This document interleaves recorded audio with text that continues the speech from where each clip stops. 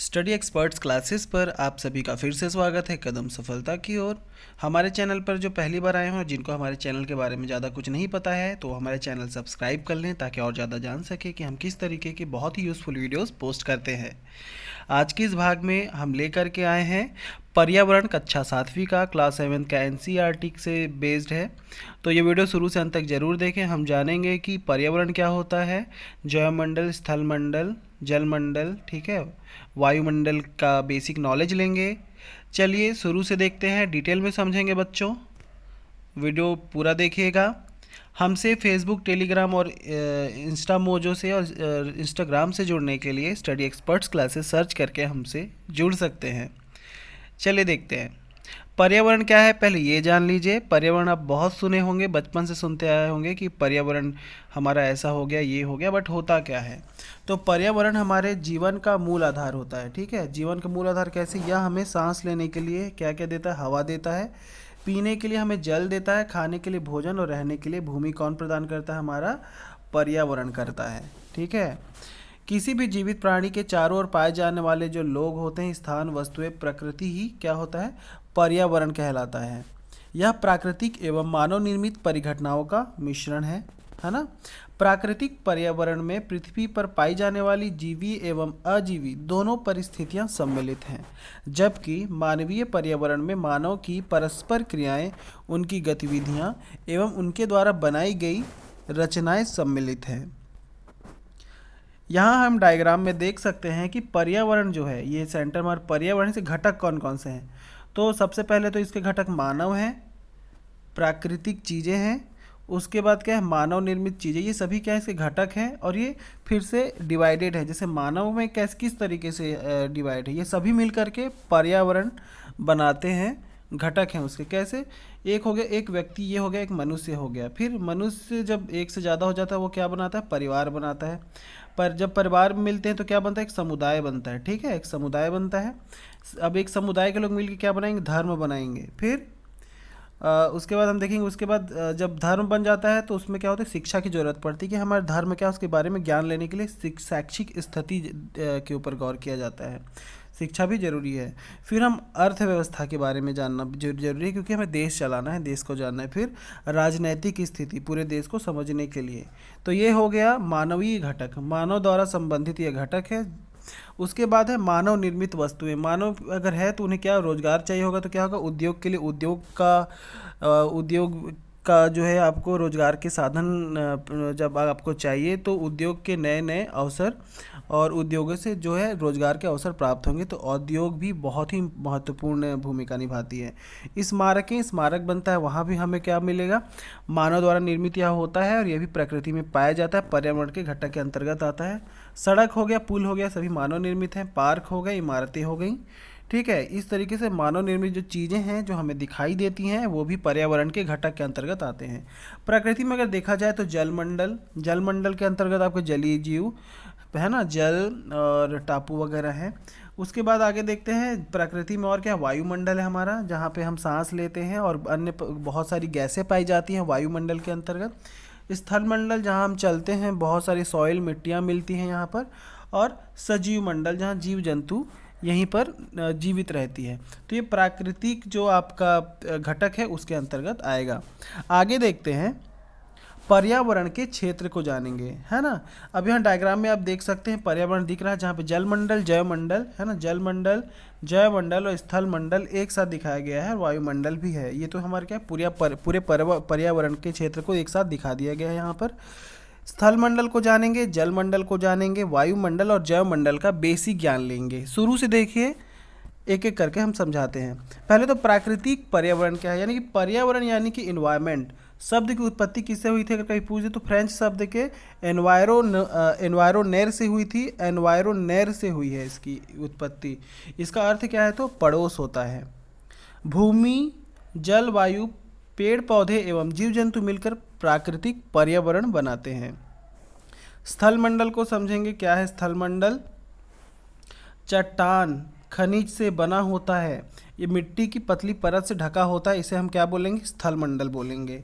यह पहाड़, पठार, मैदान, घाटी आदि जैसी विभिन्न स्थलाकृतियों वाला विषम धरातल होता है। यह स्थलाकृतियाँ महाद्वीपों के अलावा महासागर की सतह पर भी पाई जाती है। इसे क्या कहेंगे? स्थल मंडल। ये पूरा स्थल मंडल, ठीक है, डिटेल है इसका। आगे देखते हैं बच्चों। स्थल मंडल वह क्षेत्र है जो हमें कृषि एवं मानव बस्तियों के लिए भूमि, पशुओं के चरने के लिए स्थल प्रदान करता है। अब स्थल मंडल जहाँ हम रहते हैं, जहाँ पर खेत खलिहान, घर, स्कूल, हर एक चीज़ होती है वो स्थल मंडल में ही होती है।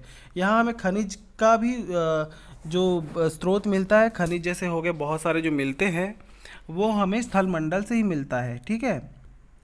आगे जल मंडल को समझेंगे बच्चों, ठीक है। वीडियो अगर अच्छी लग रही हो तो नीचे कमेंट करके हमें बताएं कि वीडियो में आपको ये कैसा लग रहा है। ये वीडियो अच्छा लगा तो हमें लाइक ज़रूर करें, शेयर करें अपने दोस्तों के साथ में, और कोई डाउट आता है तो कमेंट करके हमें बता दिया करें। चलिए आगे देखते हैं। जल मंडल किसको कहेंगे? जल के क्षेत्र को जल मंडल कहेंगे, ठीक है। जल मंडल यह जल विभिन्न स्रोतों जैसे नदी, झील, समुद्र, महासागर आदि जैसे विभिन्न जलाशयों से मिलकर बना होता है। यह सभी प्राणियों के लिए आवश्यक है। जल सभी प्राणियों के लिए आवश्यक है, सबको जल की आवश्यकता होती है, ठीक है। चाहे आप कहीं भी रहें, स्थल मंडल पे रहें चाहे वायुमंडल में, कहीं भी जो वायुमंडल में रहने वाले जीव हैं वो भी जल उनको चाहिए होता है। वायुमंडल को समझेंगे, क्या होता है? पृथ्वी के चारों ओर फैली वायु की पतली परत को वायुमंडल कहते हैं। गुरुत्वाकर्षण बल अपने चारों ओर के वायुमंडल को थामे रखता है। वायुमंडल क्या है? उसको गुरुत्वाकर्षण अपने तक थामे रखता है, जिसके वजह से वो एक मंडल का निर्माण करता है जहाँ ऑक्सीजन के साथ साथ बाकी नाइट्रोजन डाइऑक्साइड, सल्फर डाइऑक्साइड जैसे अन्य गैसें, सारी गैसें यहाँ पर पाई जाती हैं। यह सूर्य की झुलसाने वाली गर्मी एवं हानिकारक किरणों से हमारी रक्षा करती है। कौन? वायुमंडल, है ना। जो पराबैंगनी किरणें सूर्य से आती है, वह वायुमंडल की विभिन्न जो परतें होती हैं वो उनसे हमें सुरक्षा प्रदान करती है। इसमें कई प्रकार की गैसें, धूल, कण एवं जल वाष्प स्थित होता है वायुमंडल में। वायुमंडल में परिवर्तन होने से मौसम और जलवायु में परिवर्तन होता है। जैव मंडल समझेंगे। पादप एवं जीव जंतु मिल करके जैव मंडल या सजीव संसार का निर्माण करते हैं। यह पृथ्वी का बहुत संकीर्ण क्षेत्र है जहाँ स्थल, जल एवं वायु मिलकर जीवन को संभव बनाते हैं। तो जैव मंडल में सभी सम्मिलित होते हैं जहाँ पर जीवन संभव है। तो वायुमंडल, है ना, स्थल मंडल, जल मंडल और वायुमंडल, इसमें समाहित जितने जीव जंतु हैं वो क्या करते हैं? जैव मंडल का निर्माण करते हैं। पारितंत्र को समझेंगे। क्या है पारितंत्र? वह तंत्र है ना। पारितंत्र में देखिए सभी जीव यहाँ जीवित चल रहे हैं, कोई तैर रहा है, कोई कुछ कर रहा है, सब मिलजुल के हैं। तो पारितंत्र वह तंत्र है जिसमें समस्त जीवधारी आपस में एक दूसरे के साथ तथा पर्यावरण के उन भौतिक एवं रासायनिक कारकों के साथ परस्पर क्रिया कर एक साथ निवास करते हैं, ठीक है। ये सब ऊर्जा और पदार्थ के स्थानांतरण द्वारा संबंध है, एक दूसरे से संबंधित रहते हैं, ठीक है।